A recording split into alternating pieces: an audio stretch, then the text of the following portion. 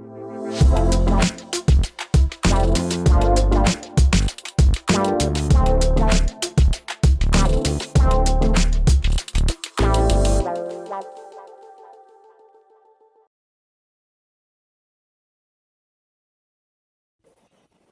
right, we are live, and a very, very warm welcome to two celebrities that are joining us today. Jim, a pleasure having you, for today's podcast. Vanessa, pleased to sort of welcome you to our LeaderSpeak series. This is a series for that we do for all of our Vitrina community. Our key objective is to highlight key businesses in the supply chain that play a critical role in bringing all the beautiful content and the magical content out into audiences. One of the key aspects that we are super curious to learn about is about your studio and all the work that you're doing, in Studio City. Jim, your voice is going out to about 70,000 people within the Vitrina community. These are the folks who are typically deep inside the supply chain, and I would love to sort of begin with you giving a background to the business, and as you do that, also wanted to congratulate on the completion of 30 years for Yeah, 30 Illuminate years is Hollywood. a long time.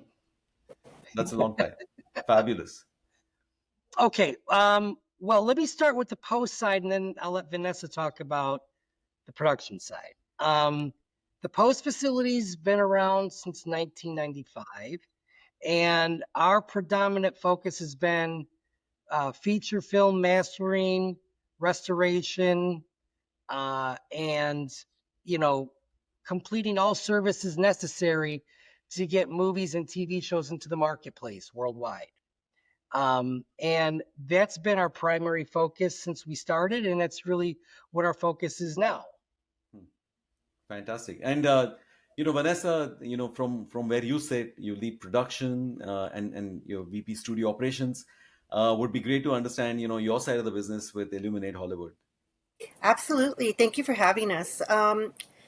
I have been working on the production side for roughly somewhere close to about 18 years, with the short hiatus. It's been a wonderful company to work for.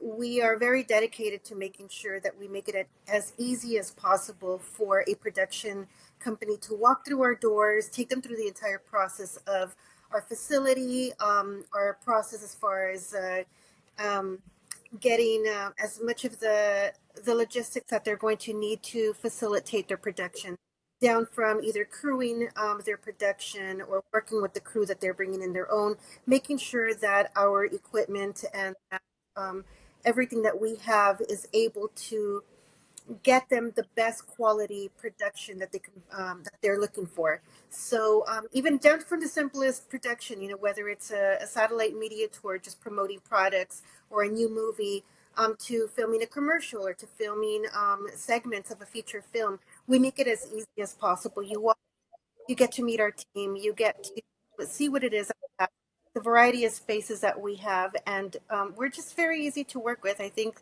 that the fact that we aren't we're more focused on the quality of the final product and the experience for our client. We've been very lucky to have a lot of returning pilots that have been picked up. They bring it back to the studio because it's just a great group of people to work with. So down from the beginning, from the contracts to the very last moment where we shake hands and say goodbye, it's always a great experience walking through Illuminate stores.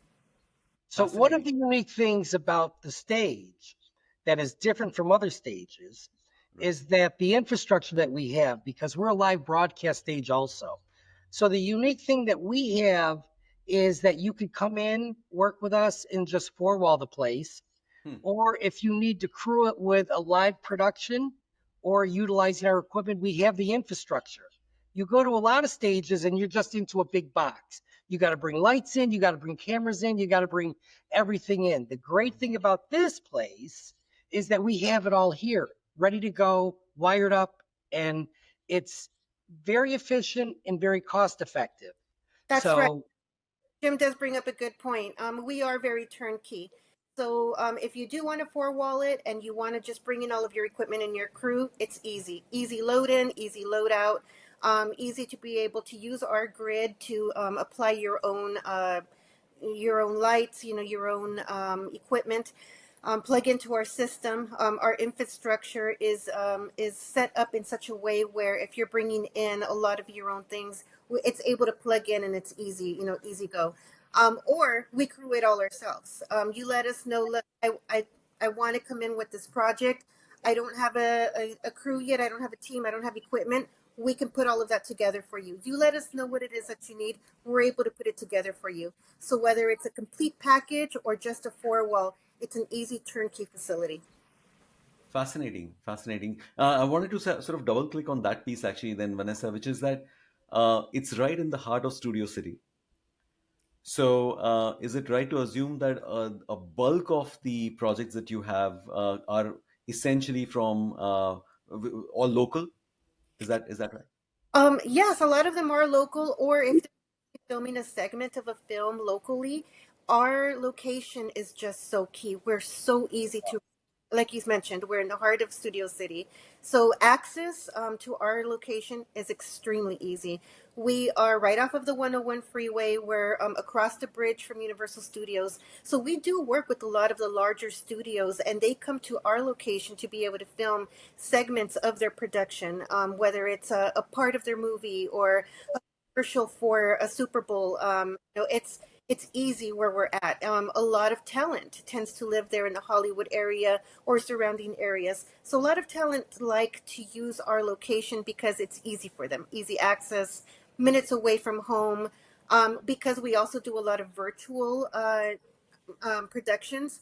They like to just remote in. We're Pacific time. If they need to drop into the studio really quick, we're just minutes away from them. So we're quite central to a lot of the production and live broadcast facilities.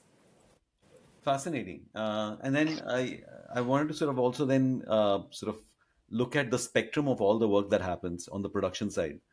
So you've got live, you've got do you have digital as well? Are you also dabbling into some of the digital productions? You mentioned also TV commercials and ads, so that's also part of it. Corporate videos, perhaps. So if you can maybe just lay down the spectrum of the kind of projects that are getting attracted, Sure. that'd be great. Sometimes we do live broadcasts in the morning, quite regularly actually. They're called satellite media tours. So if there's a new movie that's coming out, and let's say like the newest Spider-Man movie, and they want to promote it to the different outlets, whether it's local, national, East Coast, they come to our studio.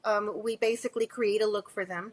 And we broadcast out throughout the morning. So we're looking at somewhere close to about 3 o'clock in the morning Pacific time till about 10, 11 o'clock in the morning Pacific time. So we start East Coast, we work our way into West Coast.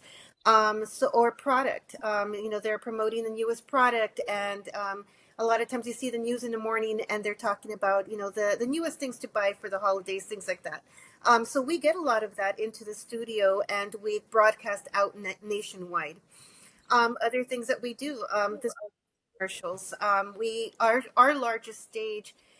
We have a green screen that's 50 feet across, 16 feet up to the grid. So it provides a really great space if you want to key in some images in the back or just create an on-stage kind of a look. We've done some really great Super Bowl commercials there in that space. Again, inserts for certain, feature film movies that have come through there. The latest one was Candy Cane Lane. I believe that's an Amazon film. So you could see our studio there. It was a really great experience with a lot of the people that come through there. Other things that we do a lot of webinars for pharmaceutical companies or attorneys, things of that sort. So a lot of news desk type setups, live web broadcasts, live to the web, pre-recorded, that will eventually go out to the web. And we do a lot of virtual media tours, meaning if they don't want to use satellite and they just want to transmit via, the web, whether it's Skype, Zoom, things of that sort, or via Hilo, where you're shooting at our location, but it's coming up on a specific web page. We're able to do all of that, and it's very simple for us. We have just recently, in the last year or so, updated our infrastructure. So we are able to now have a wider variety of connectivity to our system. So, it's shooting from different types of spectrums. So we'd be able to facilitate that. And our system is able to then connect to different types of equipment, different types of, cameras, things of that sort. So we've expanded, the reach that we have. We will soon be incorporating new technology onto our green screen, where I'm sure you're familiar with, where you're on a green screen and you're creating this entire scene, a room, where you're actually able to look like you're walking and opening up a door, things of that sort. So all of that type of media, we're going to be able to have that available within the next 6 months or so. Fascinating. And then, so just staying with production for a second, wanted to also understand a little bit about the turnkey part that you talked about. So The, when you say the turnkey, yeah, yeah, and is we have that we have our larger stage, and then we have a stage which we call like a cozy corner type stage. That is perfect for podcasters. It's perfect for influencers. It's perfect for photography. It's an easy space to go into. It's already pre-lit. You can clients can bring in some supplemental items, supplemental lighting if they'd like. But we pretty much have everything already set and ready to go. There's two different walls there. We have a shiplap wall for a background. We have a white brick wall for a background. We have a green screen that can be put onto that as a background. And it's very easy. You walk in, it's ready to go. You can bring in your own equipment. Or if you want us to provide the equipment, it connects to a smaller control room that's right next door to that. So if you don't need the larger studio with everything in it, all the bells and whistles, or the larger control room with everything in there, and it's a little bit of an overkill for your production, our smaller stage is perfect for smaller scale productions. Again, podcasting is great. We have a soundproof padding all around that room, so no outside noise filters in. You can create your podcast. You can come in on the weekend. You can take over the lot. Very simple. The larger stage as well. Everything is ready to go. There's some pre-lit. There's some lighting that's already ready to go. For example, for our talk show set. It's a talk show set. It can also be considered a news set, pre-lit, ready to go. What's fantastic about that set is that it's got an LED paneling on it. So if you've got a color scheme for your production that's blue and white or red and yellow, we can change everything around and match that. It's got a really great monitor in the center. So if you've got a moving image or a logo or B-roll that you want to present on that, it's already set and ready to go. So you just send us the images, we upload it for you. Your team can come in and just handle it if you want to four-wall it, or use our equipment. So it really depends on what your needs are. We match those needs. We try to work towards your budgetary goal. We understand, especially right now after all of the strikes, it's hard. So one thing that we pride ourselves on is we want to make sure that we are contributing to the success of Hollywood right now and making it as easy as possible for these productions to be able to get their stories made, to be able to get their productions out there. So if you've got a small budget, talk to us. We'll work with you. We'll let you know if it's feasible. We'll make sure that it's fair, and we'll try to make it happen for you, whether it's the four-wall route or the turnkey route. You need everything: cameras, equipment, crew. We've got it. fantastic? No, that's great to understand just in terms of the different types of projects that you support, both on a turnkey basis as well as where folks can bring in their own equipment.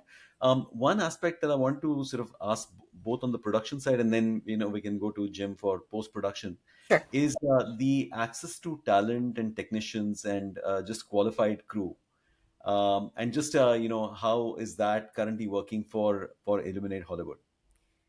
We have been working with a really great base of freelancers for years. They are dedicated to our space because we value them. They feel valued when they're working with us, and that means a lot to us. Even through the shift of COVID during the pandemic and during the strikes, they were willing to work with us, because the budgets changed. So they're very dedicated to our team or to our group of people because it is really a great company to work for. So and we take care of them. Everyone has respected the teams that come through there. We've got great makeup artists. We've got great camera people, jib operators, lighting directors, technical directors. And our engineer, Aldo Ortiz, is stellar. I mean, we have an incredible team of people. So, and we do take referrals. If somebody comes in and says, "Hey, I've got somebody really great that I'd like to recommend," we do take up those recommendations. We do make that phone call. We do make that connection. And, sometimes people aren't available and we do go down that list. We try to give that opportunity to as many people as we can. One thing that I do love about Illuminate is that we like having people in the positions for like teleprompter. We know that there's great technology out there where, it's smart technology and you don't need an operator behind it, but we love the feel of having a person behind it. We've got a lot of great talent that walk through our doors and they want to speak to a person about how to adjust that script to their needs. And it's really wonderful when you get to work with a team. So we have a really great base of people that we pull from when we're going to put together a production. So if you come to us and say, "Vanessa, we've got this really great production, but we need you to crew it. We need an A-list crew." We've got that. "Vanessa, I've got this low budget commercial that I want to make or a project that I've got going. I don't need your A team right now, but I do need, something that's going to fit to the scale of my budget." We've got that as well. And even sometimes our A team, they're like, "You know what, we're willing to work on this and make it happen." So it's, we all collaborate, we all support the productions and the ideas that are walking through these doors. And Jim can speak on behalf of the talent that they have on the post-production side, some really great editors, and colorists, that Illuminate has on that side. Fantastic. So, Jim, as you sort of talk about the access to talent, would be great to sort of also give the lay of the land from a post production services perspective, the different types of services that are currently being offered. Okay. Yeah. So from our base foundation, we still do a lot of remastering from film elements and Hmm. scanning, anything from 4K on down. Uh, we overscan when necessary.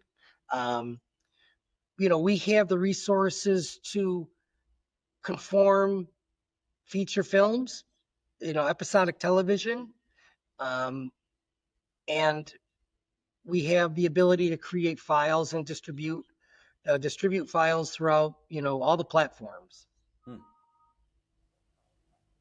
And then, in terms of the talent aspect itself, just access. I mean, again, being in the heart of Studio City, I'm sure you have access to a lot of talent. But Right. in terms of specialists in each of these functions, especially in post and VFX, if you can Yes. talk a little bit about that Yeah. aspect. So, most of our colorists have been with us for a long time, Hmm. over 25 years in some cases.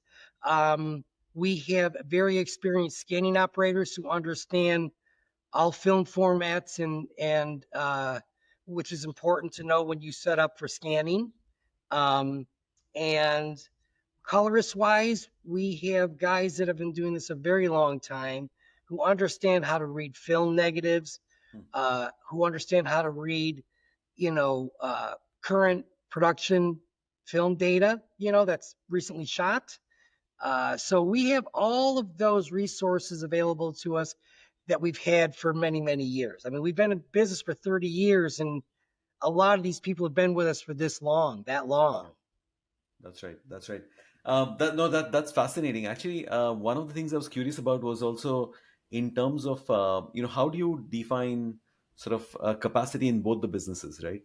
In the on the production side as well as on the post production side. Uh, how many projects can be done at any point of time. Okay, so that's sort of a loaded question because it's hard to really say how many you can do because you can do multiples. That's right. Some projects use more resources than others.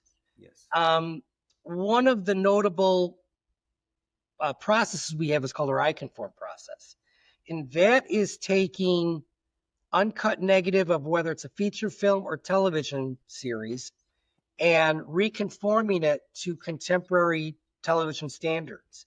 Hmm. And if you look back when nonlinear editing first came into play in the early 80s, that transitioned television at the time to really expedite, television shows to get post-produced much quicker. Prior to nonlinear editing came in, which is around the mid 80s, they would shoot the film, they'd cut negative, they'd create IPs. I mean, it was a whole big, long, arduous process. Right. When nonlinear editing came into play, you could shoot film, transfer it to NTSC, edit an episode together within a week, and put it on the air. And that really changed the dynamics of television production. Now, as we move forward into the high def world, 2K, 4K world, that creates a problem for those TV shows that were post produced back in the early days of NTSC or PAL. Mhm. The resolution back then is 525 lines for NTSC, PAL was 625. So when you compare the film resolution to the video resolution, significantly different. Significantly different. So when you look at an NTSC series that was created back in the day, and it could be anything from, I'll give you some examples of shows that we did, like 24, X-Files, Baywatch, Dawson's Creek.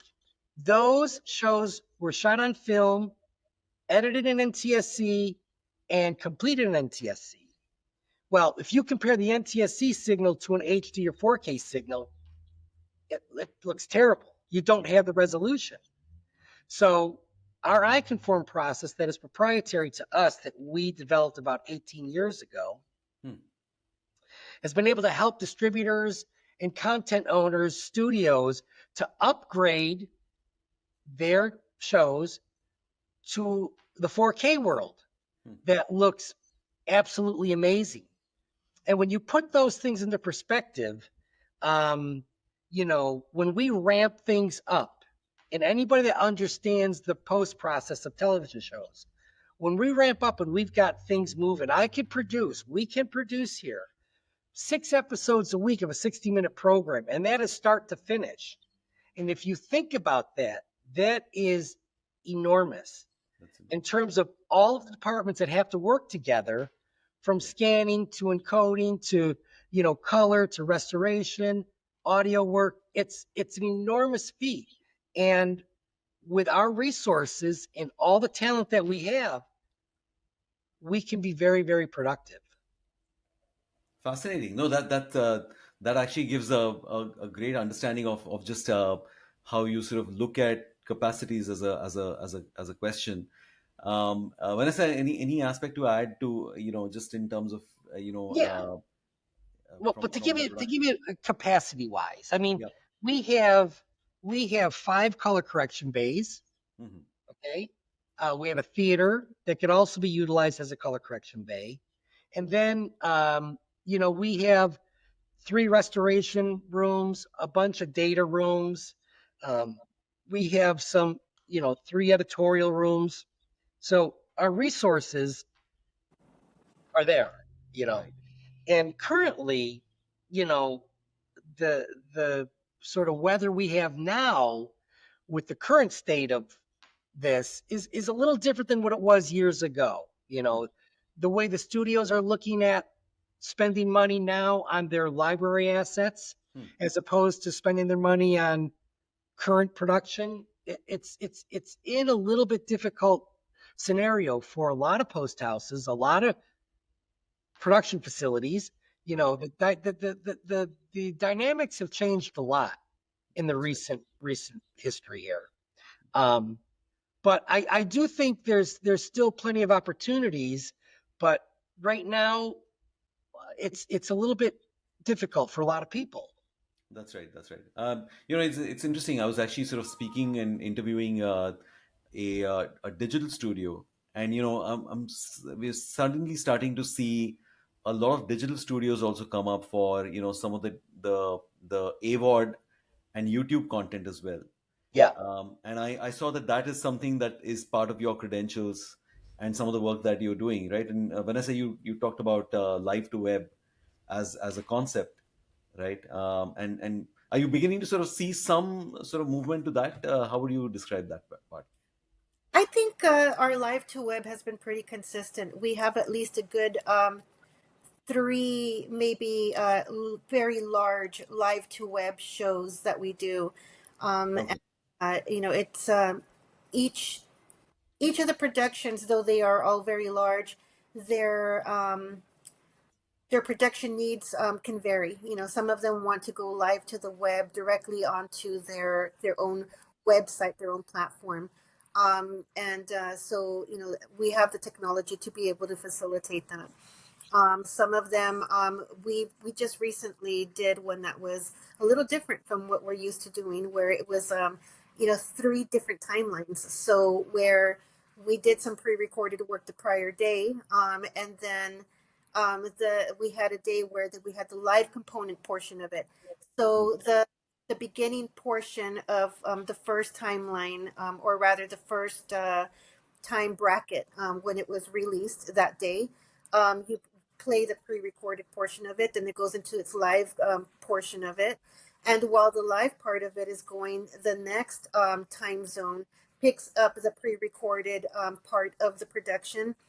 Then once that part of it's done, they're ready to go live again into the live portion of it. So we did about three different time zones back to back, and that was fantastic. We do have the equipment to be able to get all of that done, through our EVS systems, through our live to the web, or live to a platform, specific platforms.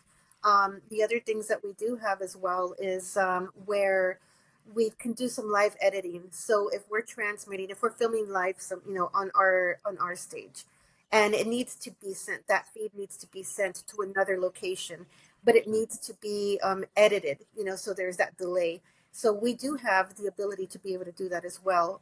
It's We send it directly from our EVS systems and our Jellyfish systems into that editing bay. They do the quick live edits, and then that's being transmitted then to another location via fiber, or backup, digitally, to another location. So those we also have available as well. fascinating, Hmm. fascinating. We covered a little bit about the services. We covered some aspect of talent. I wanted to actually sort of move to another key theme, which is technology. And both of you alluded to certain sort of aspects of technologies that you're already sort of upgrading to. Vanessa, you talked about green screen, you talked about LED, and Jim, again, post production and VFX is constantly sort of seeing new technologies appear on the scene, and there is a constant upgrading and updating that is required. Yeah. Maybe in this segment, if you can talk about some of the recent initiatives, from a tech perspective. Well, from looking at image processing these days, AI tools now are becoming a bigger factor than they have been in the past. That's right. And the advancements have been really quick and constantly changing. And I think as time goes on, they will be better. They are going to be refined. They are going to get more efficient. But right now, it's still pretty young, and there's a lot of really great assets and tools that are available, but they're That's still right. not 100% there. And in time, they only get better.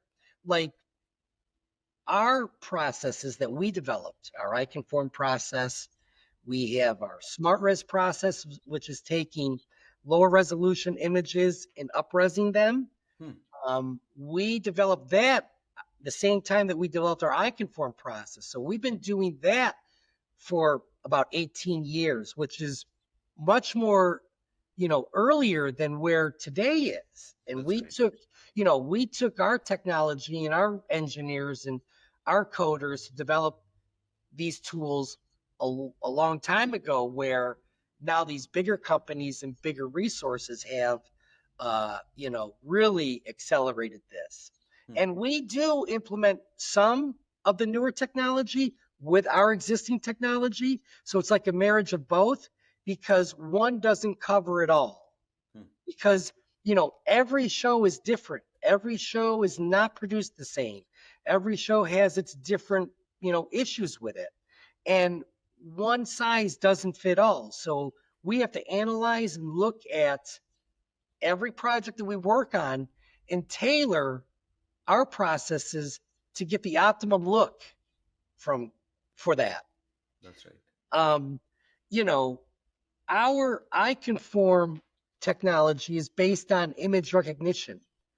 And that was a big thing recently, and it's still being developed in many ways. Hmm. But we saw the value of that when technology was moving from the NTSC to the HD to the HD to the 4K world. And we saw an opportunity to develop this technology to help the studios, the content owners, repurpose their assets. Because when their assets sit idle Hmm. and something doesn't look good from yesterday as to what we're looking at today, there's not much value to it.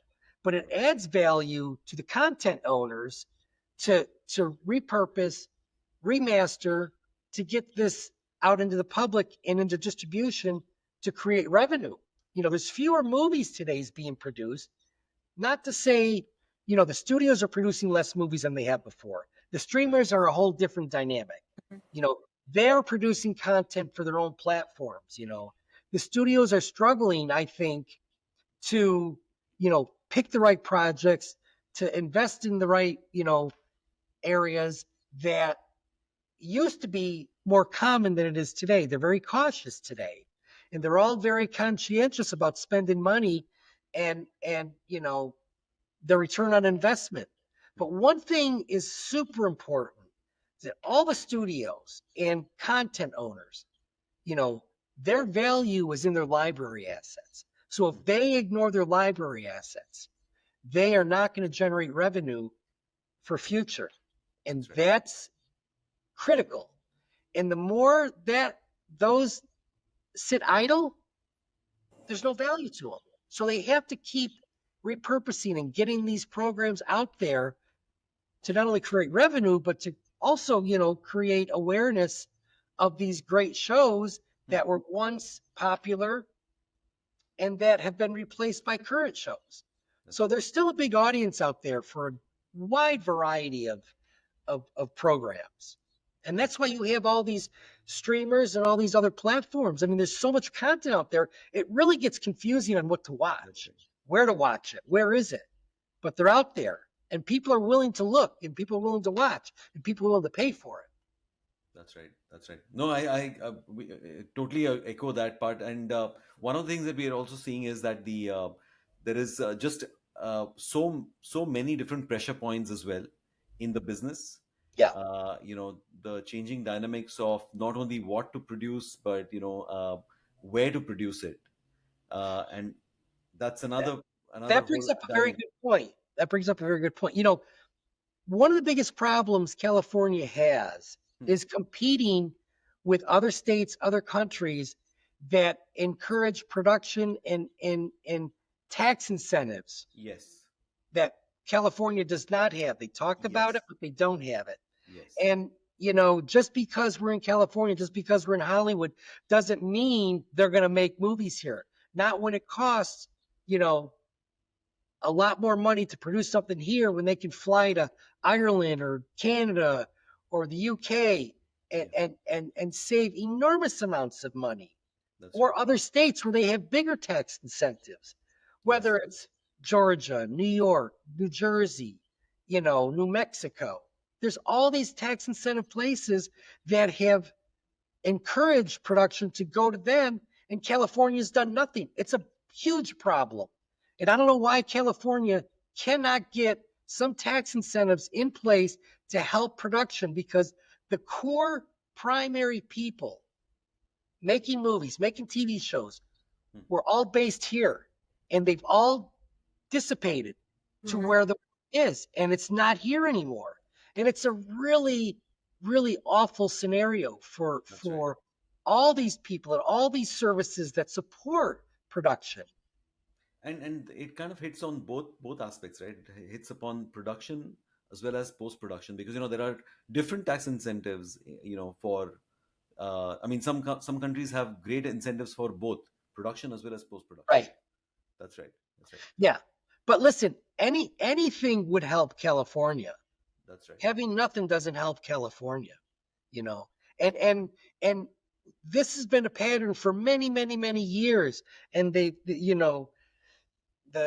the state government, they've not really focused on it. And now they're finally realizing, you know, that they need to do something. That's And right. they're really late to the game, Hmm. unfortunately. Yeah, And those it's really Hollywood is definitely, dying out because of that. But I think what a lot of production companies, a lot of people in the industry need to do is, instead of just like many other issues in the world, we can't just be complaining about it. We need to take action.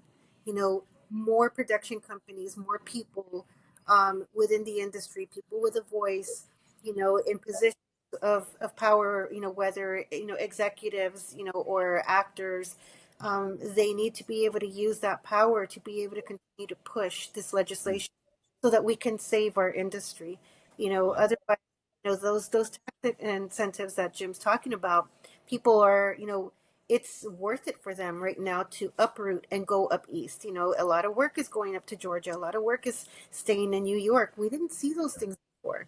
And we've got so much to offer here in California, but we need to be able to continue to work together and push, not stay silent on it, continue to push because there's so much to save here. And it's going to take a lot of work, and I'm glad that it's becoming more a topic that's being spoken about and more and more, in the That's media. And actually Illuminate just recently became a part of a coalition with the MPA, with the Motion Picture Association, right. regarding this, because we do care, because it's not just about us and Illuminate. It's the entire industry, and it's the people that we employ. It's the projects that walk through our door. It's the whole essence of Hollywood. We need to work and fight very hard to be able That's to preserve this, and to continue to be able to put these stories out there and maintain, whatever we can, retain rather, everything that we can here in California, in Hollywood. We've again, there's so much scenery here. There's right. so much to offer. We have so much great talent, and it shouldn't be that our great crew members, everything's just moving to another location, and it's we're going to become like some of the other states that have just lost so much. We are not going to be that desert town. We need to be able to work hard, and we need to work together. One of the interesting aspects that we've been picking up. So Vitrina sort of monitors the supply chain and the mechanics of where productions are happening, who's doing it, and then where is it happening. One aspect that we've been picking up, and I was wanting to ask both of you if you are hearing the same sort of case studies, was that there were the lure of better incentives took certain crews to new markets, including Georgia, including some of the other countries. Mm-hmm. And when they landed, they realized that the supply chain was not deep enough, which means that the talent pool, the technicians, the host of other sort of crew members that you require on set was not adequate. And they had to actually fly in people and have them stay there, and that added to the costs. And those were hidden costs that they had not anticipated initially. As a consequence, there is kind of like a cost benefit equation of doing something here in California, where there are companies that are still local, and doing it with a very well developed set of technicians and crew members, vis-a-vis trying to transport all of that crew into another location at a massive expense. Which I don't know if are you also hearing any of those sort of case studies in your yes, business? when you can hire key crew members and cast and fly them to some other country and still have it cost you less money to create content overseas as opposed to here is a big problem. And look, anybody that puts budgets together, they analyze that, they look at it, they see what it's going to cost to produce something here, what's it going to cost to produce something over there. And when Hmm. they see over there as being less money, that's where they have to go. And you can't blame them.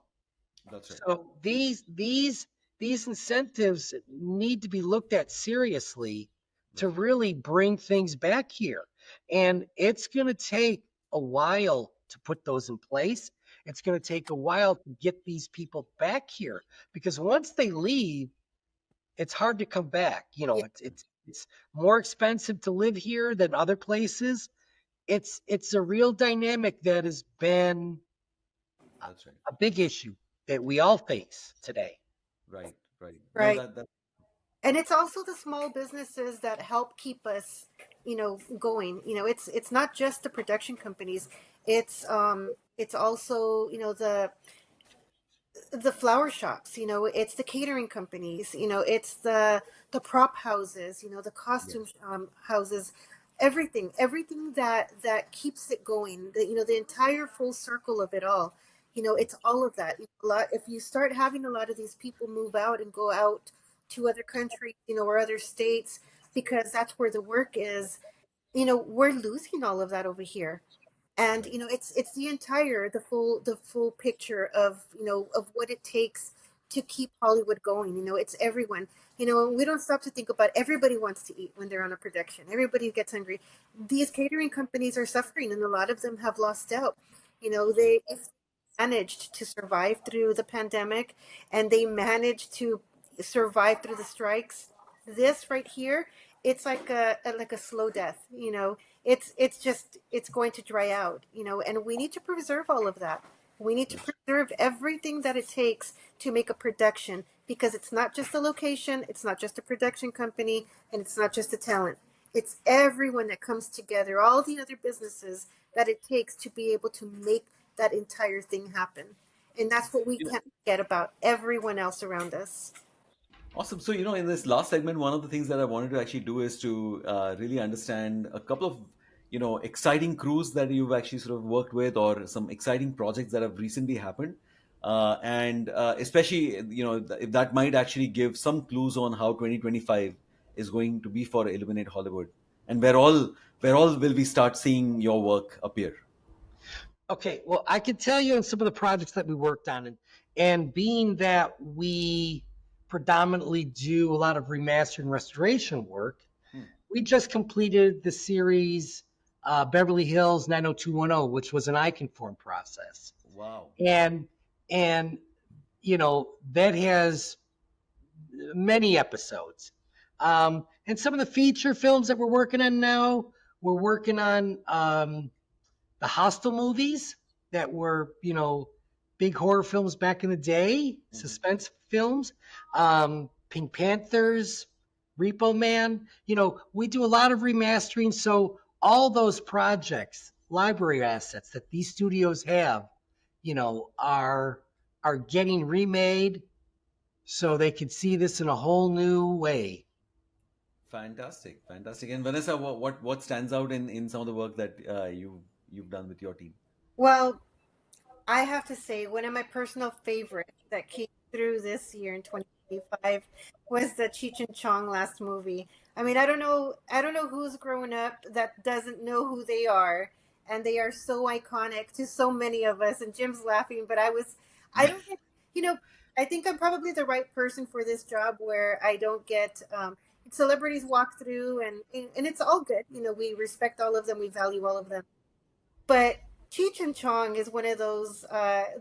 It's a couple of people that you associate with your childhood growing up, and just so much. And those movies are just a great laugh. So we were able to work with them just recently to promote their last movie, and they did a lot of shots there for their social media, and they even did one of the interviews that came out, I believe, on CBS Sunday Morning.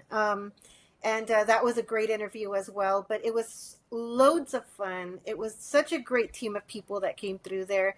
And for me, it's usually the crew, the directors and the rest of the crew that come through that really leave an impression on me. So I have to say, from that, from those promos, the Cheech and Chong last movie stemmed a lot of other projects that decided to come through because the technical director or the director loved it, or the AD loved our space. They loved the way we all kind of collaborated and worked, and we're just pretty casual there, and they brought pilots and other things to shoot there. So that's what's wonderful, and I think that's what speaks volumes of us as a company, as a whole. People like to come back.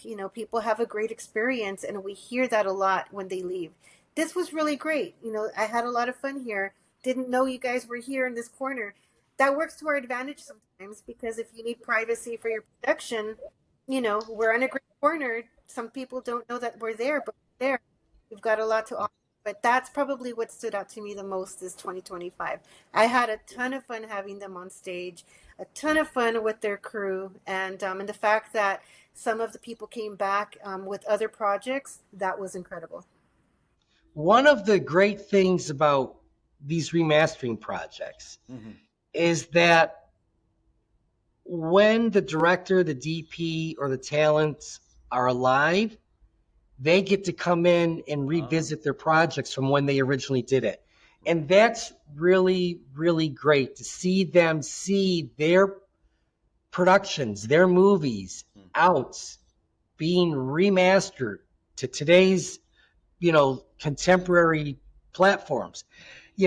One of the great experiences we had on an iConform project was redoing Pee Wee's Playhouse. And we worked closely with Paul Rubens. mm, And it was an enormous pleasure to see him look at this series that he created and see it in a way that it's never been seen before. It's really a great feeling. The best feeling is to help these people recreate what they created, mm. and working with new productions is to work with these people to help them create their vision to get it into the marketplace. There's a lot of satisfaction to that. I'm sure that that must have actually just given a big sense of triumph, just seeing those reactions. But Jim, Vanessa, thanks so much for speaking to us today and sort of essentially taking that message across to our community from sunny California, from the heart of Studio City. For you to sort of talk about the facilities and the services and the turnkey solutions. It's been a pleasure speaking with you today. Thank you for having us. That's good. Thank you. Thank you.